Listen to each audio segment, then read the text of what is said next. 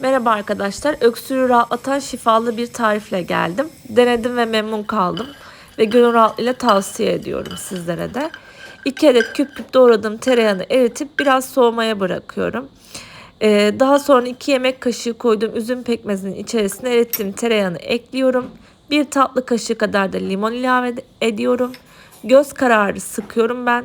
Sizler de öyle yapabilirsiniz. Tüm malzemeleri güzelce karıştırıyorum. Daha sonra bu şekilde tüketiyoruz. Ama tereyağı biliyorsunuz bekledikçe donabiliyor.